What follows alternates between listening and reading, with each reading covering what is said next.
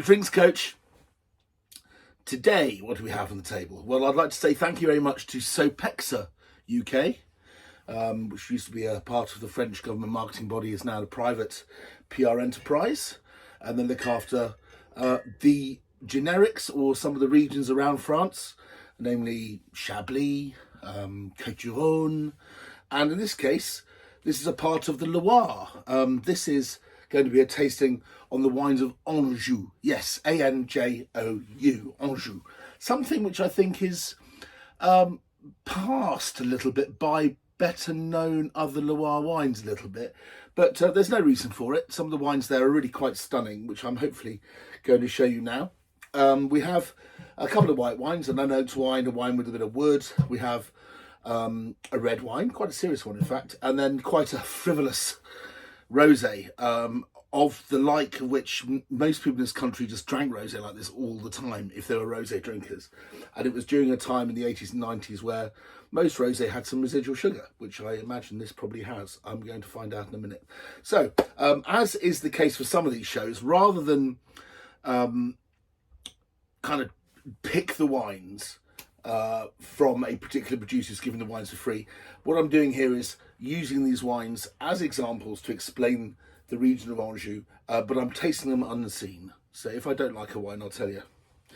I think that's fair to you and everyone else, because I'm not an influencer, I'm an expert.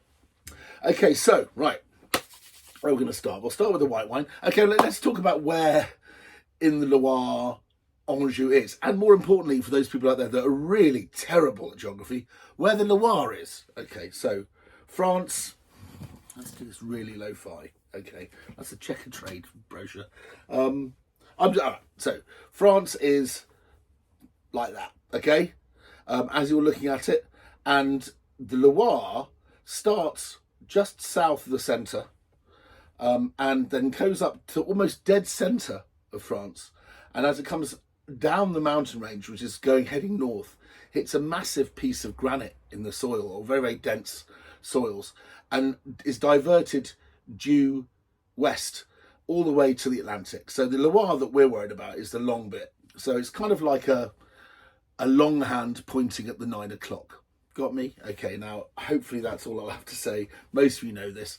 Half of England goes on holiday there anyway, or some of them do. People who are scared of flying, it's the perfect place to go. Or if you're on the motorrail or whatever else. But if you go along from the centre is where Sancerre and Puy-Fumé are, which is called the Central Loire, the region of Barry. If you go along that line, you go through several very important wine regions. I think probably the next most important one you come across on the Loire itself is probably Chinon. Then you come to Saumur, and then you get to Anjou before you get to Muscadet, which is by the coast. And Anjou is a region which is mostly below the Loire. I mean, there are vineyards on both sides of the Loire as you go down it. And generally speaking, most of the red's only made south of the river, and there's quite a lot of white wine made north, but that's not something you can use as a yardstick. It's more complicated than that. And Anjou has a town in it called Angers, Angers, where one of the great liqueurs of France was invented, Montpastis, which is a peppermint liqueur, which is to die for, and is a part of a stinger, which killed Billie Holiday. But I digress, as always. The Anjou region is kind of sandwiched between Muscadet, which we now realise has much finer soils than we thought. And indeed, Muscadet, if you've been following my channel, is being considered with much more respect. I mean, certainly to the same standards, I think, and levels of respect that generic Chablis has enjoyed for many, many years, if not centuries. I think that the best vineyards in the Muscadet produce extremely fine white wines. And then you've got a region between Saumur, which is famous largely for a lot of sparkling Chenin Blanc production, but also south of the river, Saumur-Champigny, which makes wonderfully silky red wines. If you go further down, heading back to the centre of France towards Chinon, again going east, you get wines which are more robust, I would say. They're slightly more, they're seen to be more life-giving. Saint Nicolas de Bourgueil is next to it as well. I think this is a bit of a simplicity these days, but generally speaking, you're going to find that Chinon's a bit more expensive. than Saumur Rouge, but about the same price as Saumur Champagny, one being more elegant than the other, one being more robust and more, I suppose, Bordeaux-like in structure. But that's a very, very loose description, because people make wines in different ways. But then when you come towards Anjou, just outside Saumur Champagny to the west, is a region called Puy-de-Dôme, something like that. Yeah, which is where some of the finest Anjou red wine vineyards are.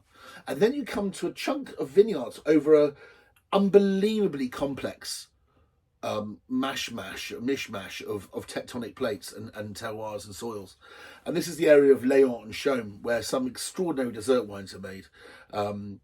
Côte de Léon Premier Cru Chaume is one of the most extraordinary wines. And this first wine is actually from a vineyard called, or a chateau called Chateau de la Roulerie, which is famous indeed for making these incredible dessert wines. In fact, well before I'd even seen a wine like this, when I was much younger, my parents had a restaurant in the New Forest called the Three Lions. It was a gastropub.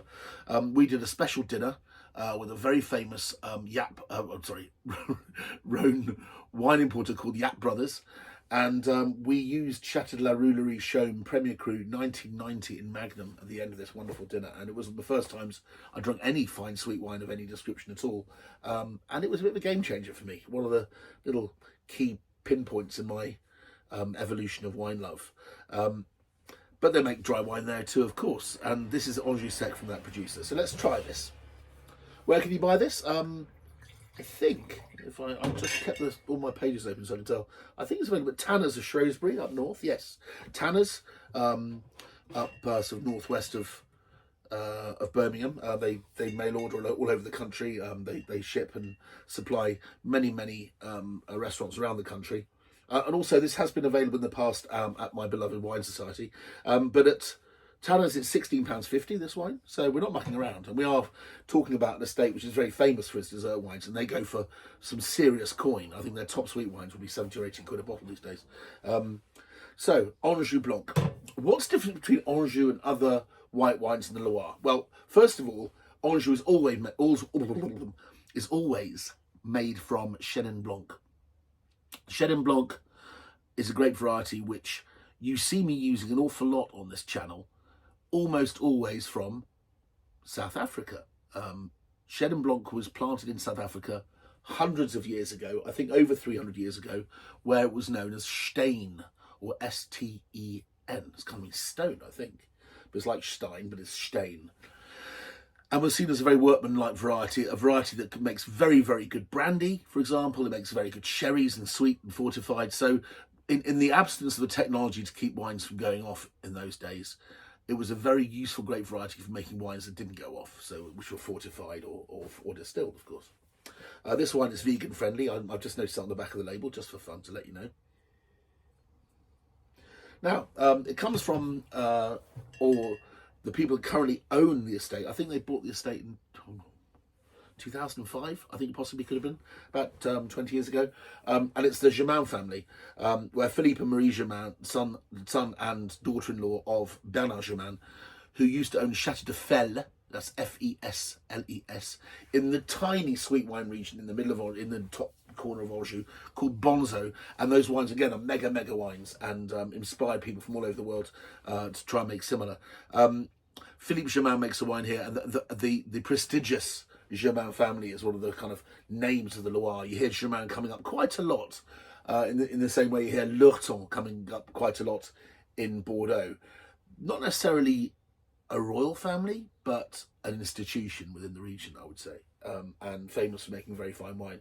This wine's only 12.5% alcohol. If you compare that to a lot of Chenins you'd buy in South Africa, they tend to be a little bit more robust, a little bit more alcoholic than that. Not all of them, but, you know, generally speaking, 13.5 plus. This wine has a lovely, fresh, typically French Chenin characteristic, and that is a fresh crunch of almost like Granny Smith's apples. Maybe not quite as green as that, but a lovely appley smell nonetheless. This is a lovely fresh wine. It's great with the local cuisine. If you go past Muscadet, why wouldn't you drink Muscadet with oysters and mussels? There's no reason for it. But if for some reason you can't get hold of those, if you come further inland, Chenin Blanc is another fantastic alternative. There's a region that produces incredibly good dry white wines from Chenin Blanc, just the top edge of Anjou's appellation, which is called Savagnière. And Savagnière, there was a wine, the first one I ever had with mussels with my father was a wine called Clos du Papillon, and it was in our restaurant. We sold it for pennies. It's now a extremely expensive wine, and the wines are known to age for many decades. Extraordinary stuff. And Chenin is indeed capable of aging. And when it's young, it seems to be sometimes a little bit simple, but there is a regality about it. There's a construct, there's a structure, it has edges. It has something about it, I think, some chutzpah that makes you realise that it's not just a cheap Sauvignon Blanc from down the road. There's a lot of Sauvignon, obviously, in the Loire, and Chenin is really, I think, more the soul of what the Loire does best. Okay, so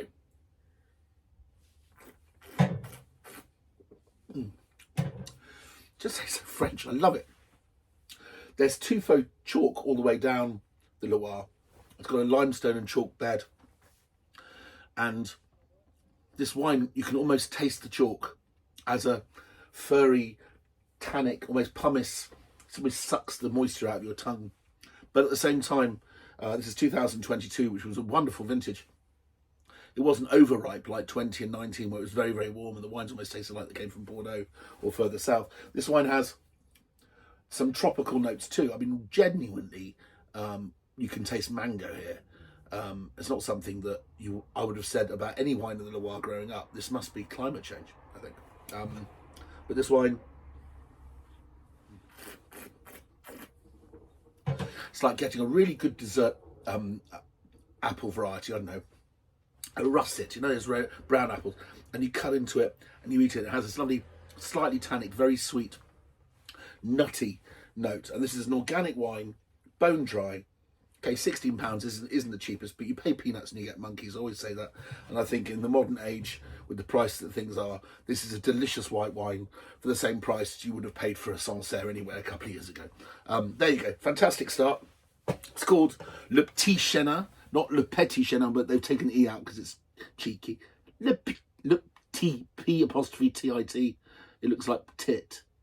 Chenin. And yeah, very good. So yeah, have a look around, put in P apostrophe T-I-T, Chenin, and it'll show you where you can buy it. And I'm sure there's lots of independents also who've sniffed this one out. Okay, so that's wine one from our Anjou spectacle. Okay, let's move on to the next one. Now, this wine, much fancier in packaging. And also, this is available in Waitrose at the moment for much a similar price of £16.50. And there has recently been a 25% offer where it was only about £12.50 for 25% off a box of 6. It's called Chenin Solite. Chenin Solite. Okay, what does that mean? Yes, well, Chenin Solite means Chenin and Ansolite, 2 words together. So that means Chenin, and Ansolite means unusual. So it's like Chenin Unusual. That's what the wine's called. It sounds like a limited edition Renault Espace or something. Classic French kind of marketing. It's from the brilliant winemaking family, the brilliant winemaking of Domaine Caddy, C-A-D-Y, who's capable of making some really beautiful wines. I think it also makes extremely good fizz. But this wine has seen some oak. I'm just going to see if I've got any information on this. Chenin Solite. Again, the word mango just appeared on the screen when I looked at it. Maybe that was psychosomatic, I don't know. But it's a richer, weightier style. I think there's been some wood here. It's 14% alcohol, completely different. You would argue that you're getting better value for money, wouldn't you? That this is 12.5% unoaked, and this is a more complex wine and more alcoholic. But we can't judge wine just that way. £16.49, so the same price at Waitrose as we speak. Beautiful colour. Has a kind of a burnished white gold quality. I mean, it looks really nice, like polished brass. You can smell it's much, much riper. And this doesn't smell like it's the same vintage either. It's probably 9... Oh, it is? It shows you what I know. 2022 as well. Shows you actually how ripe this vintage actually was. But 2022, what's lovely about it is it's ripe, concentrated. I think it was even reasonably quite big, actually. But it's also got acidity, where 20 and 19 were very, very hot, and acidity dropped. In 21, you had better acidity. But in 22, you had the kind of best of both worlds. So this is another Chenin Blanc made in the Loire. It's made on soils which, again, are famous for making sweet wines as well as dry white wines. I think I was trying to explain how these were different from other Chennins, and I started talking about Saumur. Saumur white wines have a sparkle, almost like like somebody's tipped sherbet in them a little bit. Even some of the quite grand ones. And Saumur Sec tends to, I mean, if you go to Saint-Cyr-en-Bourg, which is the giant cooperative there, and they make wine for Waitrose and Yap, and these names are coming up over and over again, aren't they? But Yap is very much a Rhone and Loire specialist. I forgot to say that earlier, obviously. This wine is really multi-layered, and actually my instinct, now I've smelt it and it's super ripe, and there's this hint of honey from being aged in some wood barrels, it's locking me into the style of South Africa. And I'd go, oh, is that South African Chenin? Got quince and mango. But then you go, oh, but it doesn't smell South African somehow. It's more subtle. There's it's almost like it's lit with candles rather than floodlights, which is what New World wine often does have. This incredible brashness, not brashness, wrong word. Incredible unambiguous directness. And this wine is dancing around all the things that matter, particularly to winemaking in France, probably more so than maybe the winemaking in South Africa. I mean, it's kind of it's a contentious thing to say, but here the winemaker is taking care to make sure that you can smell that it's an Anjou wine. It has the clip and kind of chunkiness or definition and crunch that both red and white Anjou wines have. It's got a very distinctly, quintessentially Chenin Blanc acidity and density, and there's also a little bit of salinity as well. But despite all of this, you've got a ripe vintage which you can't control. So the wine's got super ripeness and all this mango and a little bit of guava, maybe not so much guava, but I don't know, there is also baked apple quality about it. But it's also that there is still the taste of the chalk and the limestone. So it's wonderfully measured, because you're getting all of the different components in your face at once. And I think that's the trick to making really fine wine. And this wine at £16.50 is an absolute banger, absolute stonker, I think. If I'm honest, this is the first time of tasting. I think this wine maybe is, a little bit on the pricey side, as much as I'm going to look forward to drinking it later. Absolutely delicious and great with shellfish and mussels and so forth. But this wine has grandeur, like a premium Meursault would have. And there's no buying Meursault for 16 quid anymore. No. Okay, so again, another reason to drink the white wines of the Loire and not the white wines of Burgundy these days. That wine's absolutely fantastic. Packaging might be a bit modern for some, but I just think that's lovely. Chenin Insolite, made by Domaine Caddy. Anjou Sec. Oh, that's delicious. Okay, moving on. How are we doing for time? Doing very well, 18 minutes. So the next wine's from Chateau Plaisance. Now, this is a wonderful wine, and a wine that is sold by the wine merchant down the road from me, which is Leon Sanderman. I'm sure it's available in other places as well. But Vanessa Charot, who is the owner and winemaker here, has made a wine called Sur la Butte, which means at the bottom of the garden, or Sur la Butte. I think that means at the butts. We have the same word, butts, don't we? In Cambridge, the butts are the end of people's kind of lawns, and where tends to be a stream or something to irrigate. So Sur la Butte, on the butt. I just see what I've just done there. 2020, I think I mentioned 2020 as a very, very warm vintage. So sensational for red wines, maybe much more so for red wines than it was for whites. I wouldn't say that the whites were worse than they usually are, but they were very atypical. They were very ripe, softer, more generous, broader, didn't have the same definition as the wines that you get from the Loire normally, and maybe what you'd expect. So difficult wine to buy for in that vintage. And this is 12.5% alcohol. So it shows I had to pick it relatively early because the grapes were so ripe so soon. And this is actually from vineyards which are in Premier Cru Chaume. They're actually in Côte de Léon. They're vineyards which are very famously specialised in making incredibly expensive dessert wines, very complex terroir, very interesting flavours as a result. But because it's a red wine, it's just called Anjou Sec. And because it's just called Anjou Sec or Anjou Rouge, it means that Vanessa isn't limited by the same rules that she might be if she was in Saumur Champagny or Bourgogne or Chinon, etc. This one is in fact Cabernet Franc, which is the premium red grape variety of the Loire and is the grandfather of all of the Carmenet family of grapes. That is Cabernet Sauvignon, Merlot, all those grape varieties you know from Bordeaux. Cabernet Franc is where they all descended from genetically. But there's also some Cabernet Sauvignon in here as well, which has maybe a more pure blackcurrant, Cassis heart, a slightly riper, more robust tannin, where the Cab Franc has layers of herbaceousness and tobaccoiness and sinewy flavours. Now, this wine is about 20 quid touch in Lee and Sandeman. I think an independent, if Lee and Sandeman is selling this wine for £20, that's probably what it's worth. I am extremely respectful of them, and they do a very, very good job in general. So let's have a look at this. Wow. Well, I stuck my hooter in it. The first thing I thought was, it's not very Loire-like. No, well, there is some smell of the Loire, but there is a smell of Cabernet Franc, very ripe Cabernet Franc, almost pushing the boundaries of jamminess, an area which I find quite dangerous to tread. But it's definitely there. And then you've got this wonderful lead pencil character, which I imagine is from the addition of the Cabernet Sauvignon Blanc, or Cabernet Sauvignon. Not saying the right words today.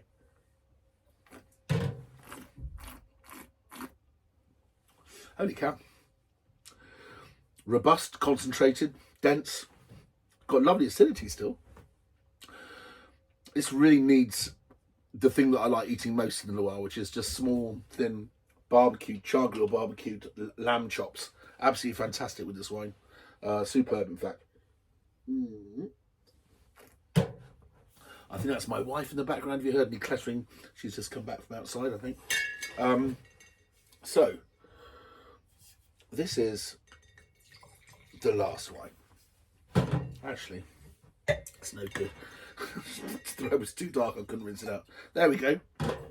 This is Rosé d'Anjou. Okay, Rosé d'Anjou, famously, a lot of the wine from the Anjou back in the day was made into rosé, and it was made from two primary grape varieties. In fact, three.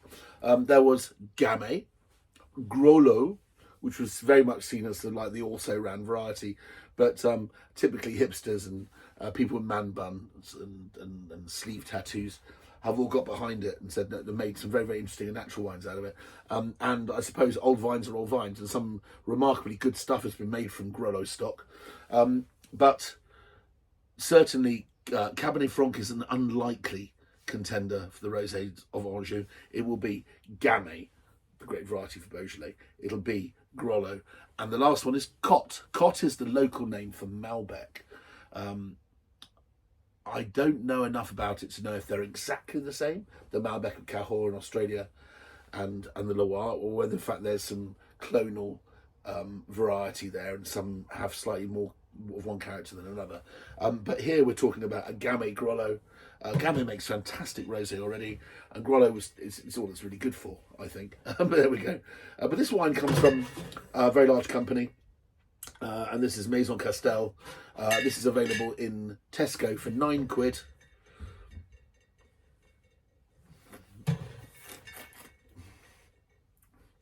Surprisingly not that sweet. I thought it would be more demi-sec than that. But I think in line with current trends and current palates, it's only 11% alcohol, so there is some sugar here. But it has some high acidity, which masks the sweetness quite a lot. And on the back it says Terra Vitis, which means that the farming has been much more carefully and more measuredly carried out. It's not using loads and loads of sulfates and pesticides and so forth. It's almost organic as much as they can. I think Terra Vitis is a kind of a sticker or a badge you put on your wine when you go, look, we're making a lot of wine, mate, and we're not completely organic because some years we just have to save the crop with some pesticides, so we reserve the right to do so. So it's what the French would describe as lutte raisonnée. Okay, so what we got here? This is Anjou. Le Petit Chenin, lovely, crunchy, appley white, delicious, refreshing, very good summer wine, but also absolutely delicious, as I mentioned, with mussels. Then we've got the Chenin Solite, amazing, layered, tropical, well, hints of tropical, but still fresh Chenin Blanc, really showing off all the things that Chenin can do, except for the fact we haven't seen it age, but I'm sure this one would age beautifully for 5 to 10 years. Then we've got Vanessa's Chateau Plaisance sur la Butte, 2020, which is this rich but fresh red wine expression from Anjou, and then we have a rosé d'Anjou, which is a classic. In the old days, these rosés were really quite poor, and this wine is properly made. It's got some concentration. This wine's only 2000. It's 2022, so 2023 would have been finished by now, but this wine is still holding up very well, which they never used to. So if you like an off-dry rosé, particularly great with things like sort of Chinese food, great with trout or some interesting spicy food. It works very well there. So there we go. Anjou in the Loire between Muscadet and Saumur. See you next time.